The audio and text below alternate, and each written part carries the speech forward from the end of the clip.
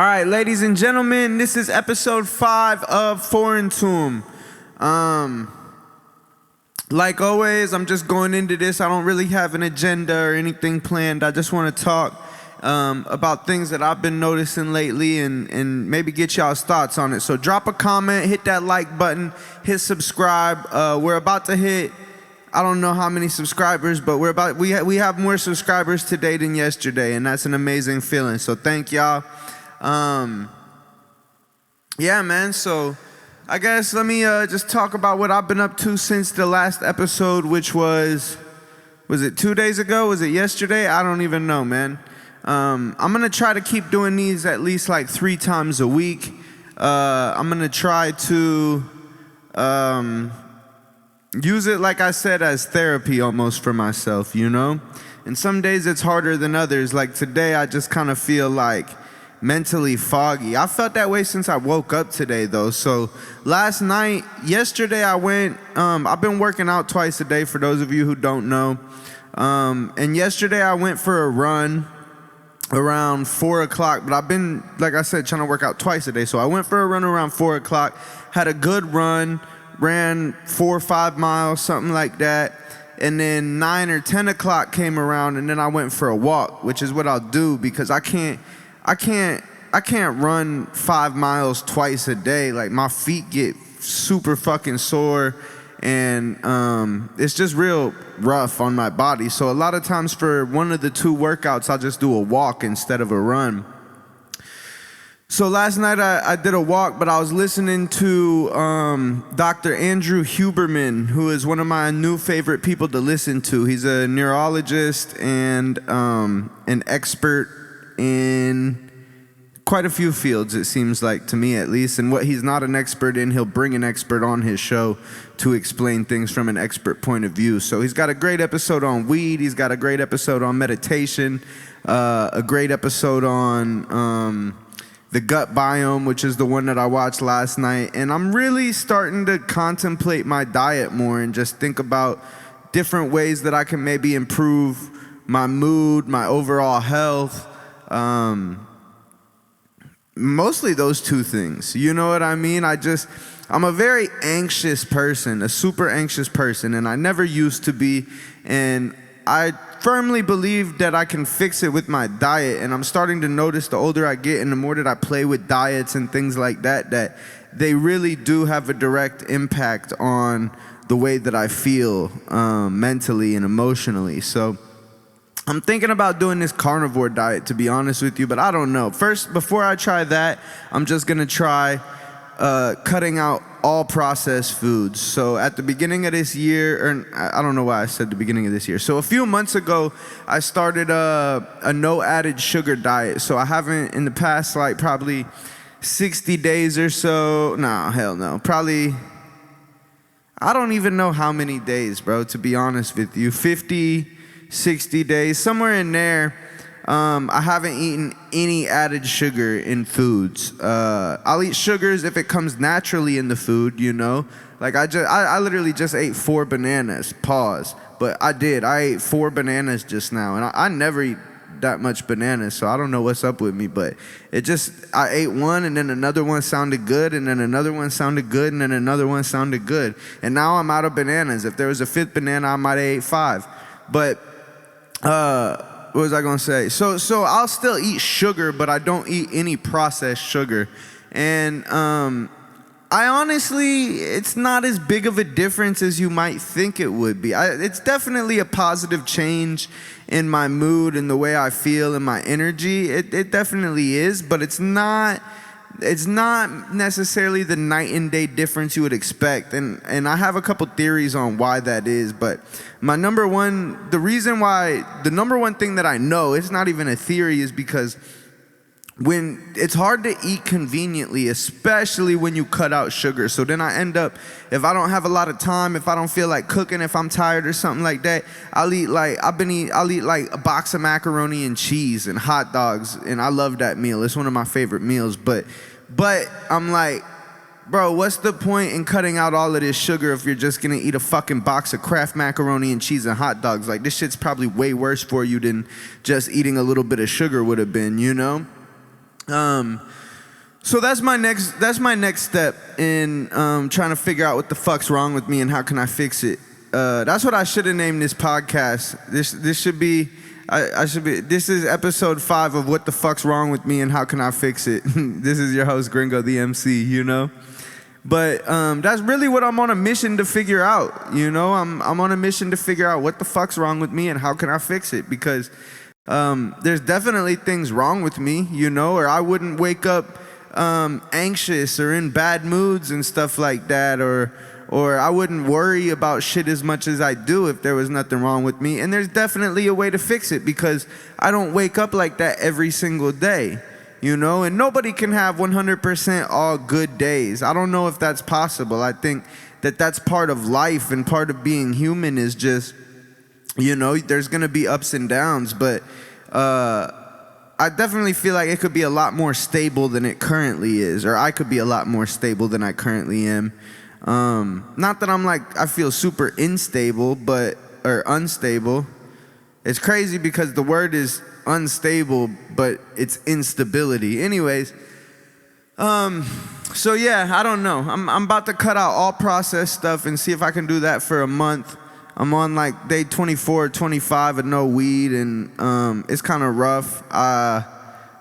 And I'm to the point now where I'm probably just about to start smoking again, but I don't know. It's a coin toss. I might try to go a little longer without weed. Might try to go 2 months, 3 months without weed.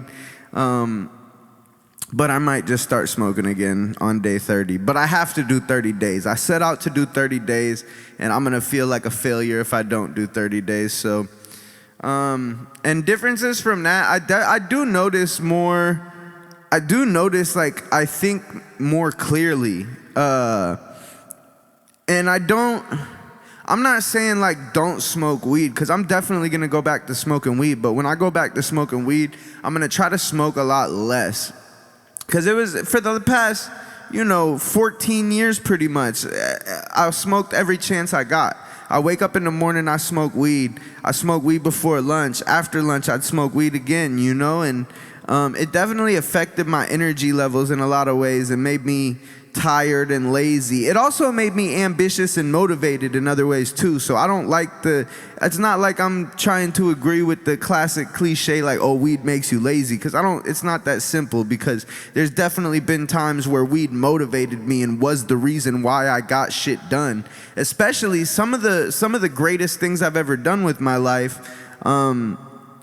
artistically, musically, as far as my career goes and stuff like that, were because I smoke weed. So, but I do think that there's a balance to it. And after not smoking for a few weeks, I definitely see things from a different angle. It's not that I see things better or worse, it's that I see things from a different angle. And all perspectives are valuable. They really are. Every single perspective that a human can have is valuable, and the more of those perspectives that you have, that's how you become a better person or a smarter person, I believe, in my mind. If you look at everything very one-sided, either with a completely sober mind, and like, let's say you're one of these straight edge people who, you're super anti-weed and you're very close-minded when it comes to things like that, well, you're missing out on a lot of perspective that the people who smoke weed and do mushrooms and other drugs and stuff like that, you're missing out on an entire perspective that those people have. And there's certain emotions and feelings and experiences that you'll never be able to articulate or to understand, But it's also like that from the flip side, If you're somebody who smokes weed all day, every single day, or whatever your drug of choice is, drinks every night, that stuff builds up in your body. Those chemicals build up in your body, and you're missing out on certain perspectives that people who don't smoke like that or don't drink like that, they're gonna have perspectives that you don't understand. So I think it's important to push your body and mind and do what's uncomfortable for you a lot of the times. If you're somebody who smokes every day, then take a break. Stop smoking for a month, 2 months, maybe even 3 months. Stop smoking for a little while. See, man, there's a fly. This fly gonna ruin my shit. But yeah, if you smoke a lot, stop smoking for a little while. If you don't smoke weed, if you've never smoked weed, I encourage you to try it. You know, I encourage you to, pack a little bowl and take a couple rips off that motherfucker and tell me what you see. You know what I mean? Because like I said, I think it's just really important that we push our bodies and our minds, and that's how we become smarter and more insightful. And honestly, I think it gives us more compassion towards other people. It definitely does me. Because that's the thing is, like, I smoked every day for a long time. And in the past few weeks, I haven't smoked at all. And in that time, I'm starting to see what people who don't smoke, I'm starting to see what people who don't smoke mean when they talk about smoking, or when they talk negatively about smoking, because it's not all sunshine and rainbows. You know what I mean? It's a vice. And just like any vice, it can make you weaker if you're not careful about how you use it. So yeah, that's where I am right now. I don't know how much longer I'm gonna hold off on weed, because I do love getting high, bro. Especially when it comes to creating music and art and stuff like that. It can be a secret weapon, and it is for me in a lot of ways, a lot of the time. I've been struggling to write music, but it's not like I can't write good music if I'm not high, because even since I haven't been smoking, I've written a couple dope ass verses. My beats, honestly, are maybe even better when I'm sober than when I'm high, because when I'm high, I get very I'm kind of all over the place, and it's not as good when it comes to. For me, it's not as good when it comes to making beats to be like that, because I start to rush things, and I'm like, oh, let me just throw this sound in there, let me just throw this in there, but then it's not very intentional, and so the beat kind of comes out like, I mean, sometimes they still come out fire, don't get me wrong, but sometimes it just doesn't come out with the same level of refinement that a beat that I make while sober will. If I'm sober and I listen to a beat, I'll hear a sound and I'll be like, that sound doesn't fit at all. This sound needs to be better. I'm much more critical, I guess, when I'm sober, and that can be a good or a bad thing, I think I'm a much more advanced lyricist than I am beat maker, and so that's why being high helps me so much more as a lyricist, is because I'm already putting down much better ideas to begin with. So then when I'm high, it just kind of gives me the freedom, and I stop thinking so hard about it, and I can just make magic happen. Whereas with beats, I don't know. And I'm probably just thinking about it way too much, and it's probably not even that big of a deal. I probably make roughly the same percentage of fire ass beats to bunk ass beats when high or sober, but in my mind I'm going through it like that and just analyzing it. You know what I mean, bro? This fly is gonna be oh man, this shit gonna. See, that's the other thing. Like, I'm not smoking right now, and little shit like this flying, buzzing around, this shit is really bothering me, homie, like, more than it should. You know what I mean? But yeah, man.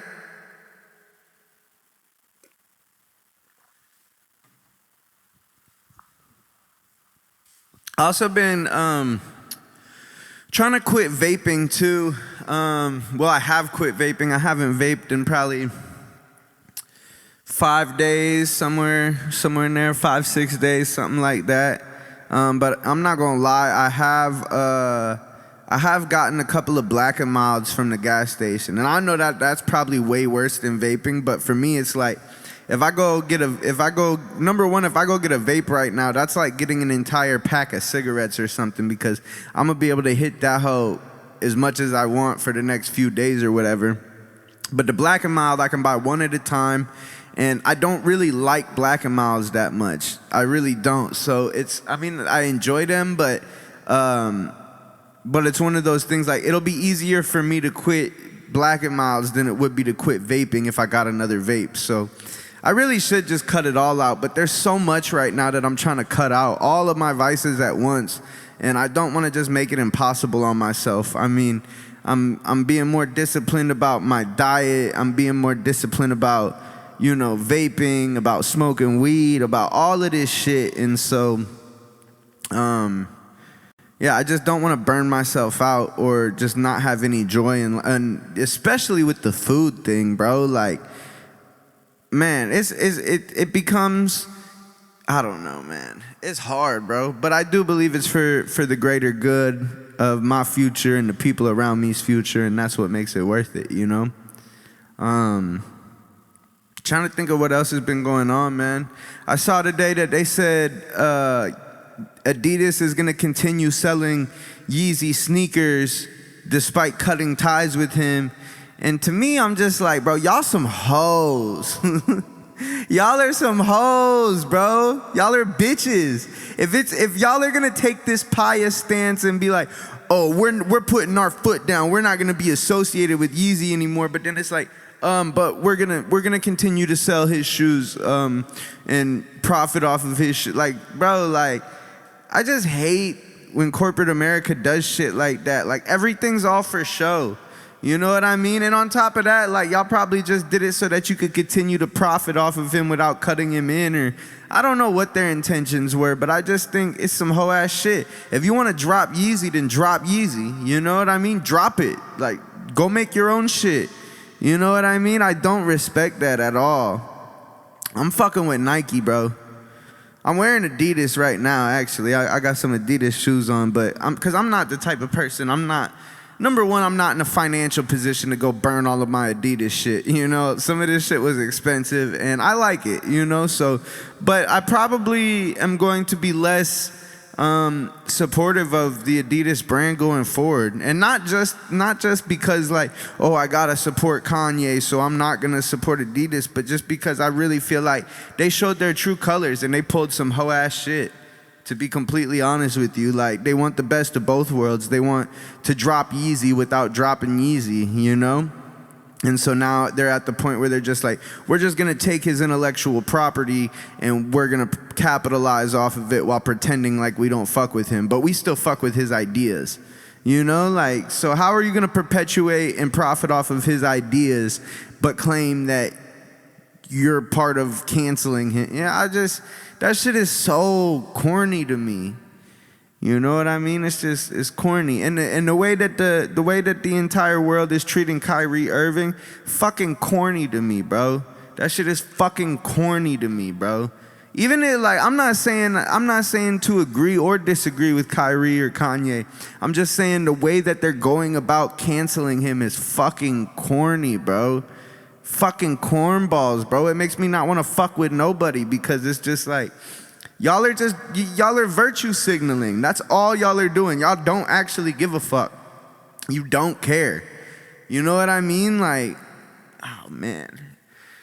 And I'm trying to talk about shit like that less, because I notice every time I get onto social media and shit like that, I get pissed off reading people's opinions on shit, because I feel like they're wrong and I'm right, and they're dumb and I'm smart, and and I'm probably wrong about half the shit too, but it's like, social media has become such a toxic place, bro. I remember when social media was just a place where you went to, figure out what your friends were doing. It was more, social media used to be much more rooted in the real world than it is now.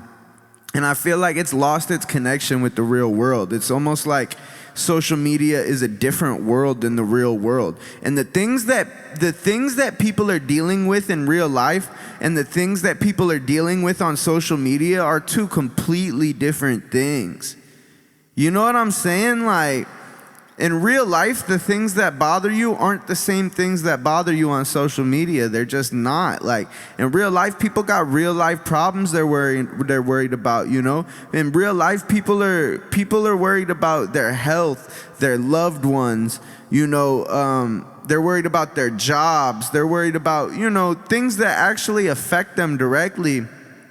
On social media, they're worried about whatever the fuck they're told to be worried about. They're worried about this politician, that politician, this celebrity, that celebrity, this opinion, and it's like, bro, in real life, nobody's actually worried about any of that shit in real life, and that shit's just corny to me, bro.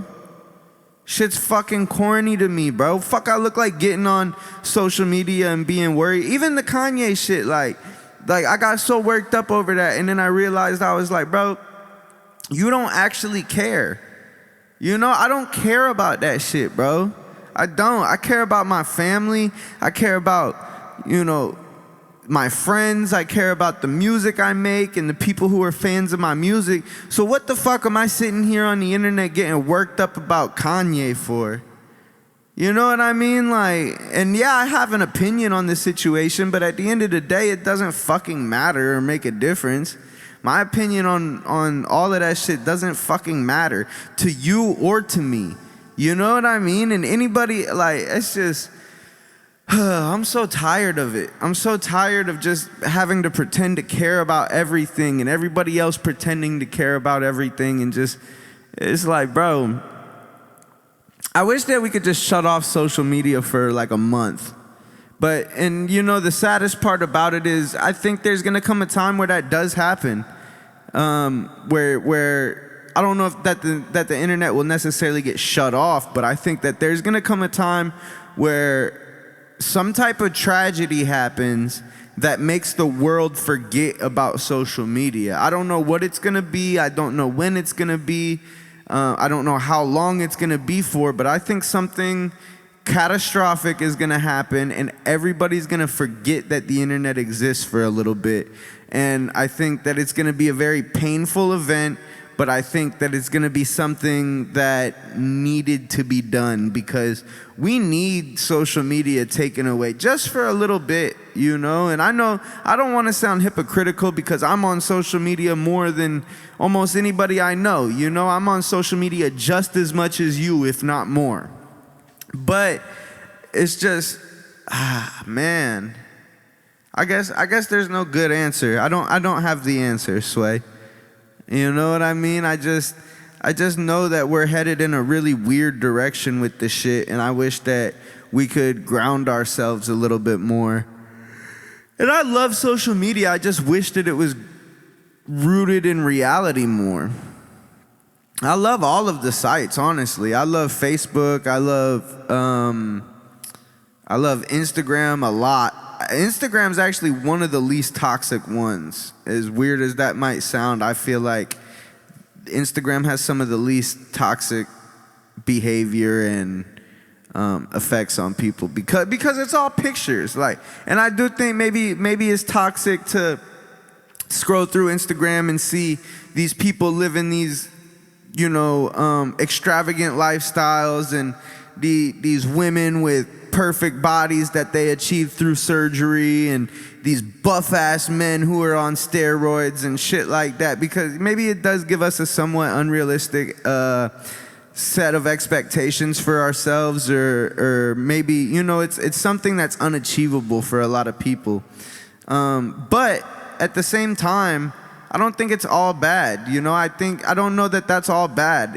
Like unrealistic expectations. Like, yeah, maybe people will fall short of those expectations and be depressed, but if it encourages people to reach for or to strive for those goals, I don't know that that's such a bad thing, because I know, like me, the internet was a big part, social media was a big part of me choosing to be healthier, because, you know, I was sitting here, you know, 40, 50 pounds overweight, eating Cheetos, drinking soda, beer, all of that shit, smoking weed, just being a fucking loser. I mean, like, I still had goals and aspirations, but I had a lot of loser traits and qualities, but scrolling through social media and shit like that really showed me, like, hell nah, bro, you gotta do better, bro. You gotta do better, because the next motherfucker that wants the same exact things that you want, they're out here doing better, bro. So I don't know that scrolling through social media and seeing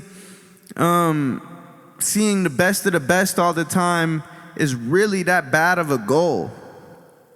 Or really, you know what, you understand what I'm saying? Like, I think that it's healthy to an extent. I don't think it's healthy to obsess about it, but it's the same reason, like, So a couple years ago, when I first moved back down to the Houston area, I lived on 1960, which is a street on the north side of Houston, the northern tip of Houston. And some people don't even consider it Houston, but it was a Houston address. I would consider it Houston. So I lived on 1960, and 1960 was the hood, bro. Like, the hood. Like, it's fucking not a good neighborhood. Like, you hear gunshots a lot of nights.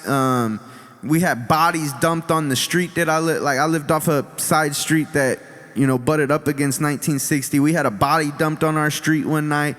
Robberies, crackheads living in the woods across the like, it's just a horrible neighborhood, right? And I didn't mind it because, like, when I would go out and I would see things, or even when I would come home from working, I was running a studio at the time, but when I would come home from working, I would feel like, bro, you're killing it. I had nicer shit than all my neighbors, you know what I'm saying? My rent was cheap, you know, I always had extra money to do whatever I wanted to do. But then I realized, I was like, bro, like, you're killing it by 1960 standards, but like, you know, is that really what you want to aim for? And then so shortly after that, I moved to the Woodlands, which is a suburb of Houston, and it's a very nice area. It's a lot of oil money, a lot of professional athletes out here. The mall is like a mile from my house, and the mall is an extremely nice mall. They got the Gucci store out there. You see Lambos driving around. You see, you know, Benzes everywhere, just like nice ass cars everywhere, people in designer clothes everywhere, people with money, you know. Even right down the street from my house, there's a bunch from my apartment, there's a bunch of multi-million-dollar houses and shit like that. I could throw a rock, well, I don't know, I could maybe throw a rock and hit a multi-million-dollar house from my back patio, you know. If I couldn't hit it, then I could come pretty close to hitting it with a rock. But what I'm saying is, like, seeing all that and being surrounded by that, by wealth and by success, like, it does something to me mentally. And even though, like, I do be pissed off, my rent is high as fuck, and my apartment's really, my apartment right now is not really that much nicer than my apartment on 1960 was. Even though my apartment now costs twice as much, literally twice as much. I have an extra bedroom compared to that apartment, so there's that going for me. But other than that, it's almost twice the price for the same amount of value. But just the location that I'm in, man, like, you know what I mean? I go to the grocery store and I'm walking past, I go to the grocery store and I'm going to park and I'm waiting on a G-Wagon to pass by, and I'm waiting on, all of these like beautiful ass cars and people, and everybody's in good shape and looks nice, and it just makes me strive to do better. And I think that that's a very understated thing, and especially it explains a lot too, because I grew up in Nebraska, and in Nebraska, it's like there's not a lot of money like that. There are people with money, but the people who do have money up there generally are in the agriculture industry. They're farmers. They don't flash their money like that anyway. So it might be a redneck with an old beat up truck, but you know what I'm saying? But he's worth $5 million because he owns a bunch of farmland or whatever, but he don't necessarily show it like that. But I think that there's definitely something to being able to see wealth around you, especially when you don't have the wealth, because it just makes you want to do better, bro. It makes you strive to do better. Yeah, so I really enjoy living in the Woodlands and the suburbs. Not just the suburbs, but in a nice suburb. Like I said, it's a lot of professional athletes. It's famous musicians who live out here. It's man, it's like you drive by. I be driving by Bentleys and shit all the time. Like, it's crazy, bro. It's insane. But it makes me want to do better. But on the flip side of that, like I said, there's definitely an unhealthy obsession with materialistic things that can be developed. And it can make people greedy, and it can make people just not that good of people sometimes. So I think like most things in life, it's about balance. You know what I mean? Like if all you're around is all this nice ass shit, then it's like, yeah, you're gonna start to strive and want these things. But I think also it's important from time to time to put yourself in situations where there's other things that matter than that. You know what I'm saying? Like when you're in a hood or some shit, like it's not always about like, oh, who has the best job or who has this or that. It's sometimes you can gain more respect by just being a real person or being a fearless person, or traits like that might be more valuable to somebody in a space like that. Whereas out here, like, I don't know, it just becomes all about, I don't know, I just think it's all about balance. But yeah, man, I suppose that's probably where I'll leave today's episode off at. I adjusted the settings on my phone so that hopefully I can upload these faster, because it's taken me a long time just to upload this video file. And hopefully maybe I can do 4 episodes this week or something like that. But either way, I appreciate everybody, man. Make sure you follow, make sure you subscribe, like the video, drop a comment, and y'all send me some questions that I can answer, because I'll be sitting here like trying to figure out what to talk about. And it's just a lot easier when I have questions from y'all, because I know what you want to hear, and then I might start answering your question and then go off on a tangent about something else that I thought of, and it just helps the flow of the conversation a lot better if I have questions. So please drop questions on my social media, Facebook, TikTok, Instagram. Hit me in the DMs, comment it on a post, whatever you'd like to do. And I appreciate y'all, man. I'll tap in again with y'all soon. Much love. Foreign Tune.